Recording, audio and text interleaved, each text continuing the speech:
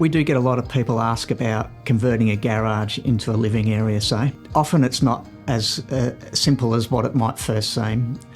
You'll find that an existing home, garage or carport won't have been built at the same level as the main house.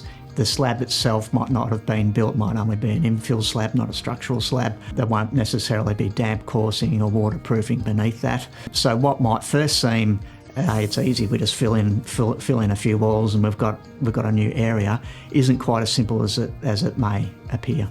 One thing to consider with a garage conversion, if that is what you end up doing, is where you're going to park your cars. So a lot of councils will have a restriction on the necessary amount of car parking required, and that might work well if you've got a larger setback and room to park your cars in front of where the garage was, or maybe a side setback if you're on a wider block or on a corner.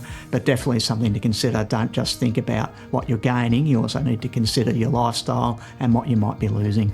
So if you think about a potential client talking to us about, do I do a garage conversion into a living area? The first thing that our design consultant will look at is, well, why is it that what a client wants to do that? What might work for them in the way that they want to live? Are there other options? Because the garage space, although it may seem to be a simple conversion, isn't often the case. So we would look at, are there opportunities to go up? Are there opportunities to go forward? Are there opportunities to go back? Depending on, in each case, what will work. Our design consultants are very experienced. They look at what the council regulations are relative to the individual block. Often, even before they've spoken to a client, they'll know a fair bit about the property based upon our original inquiry, and they'll be well prepared before they speak to an owner.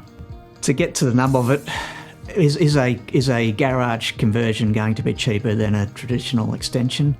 It depends. There is no one answer. There could be that the foundations aren't suitable. The slab may be an infill slab, means we're going to have to undo a fair bit before we redo. So there is no one size fit all. It is really something that we have to assess on a case by case basis.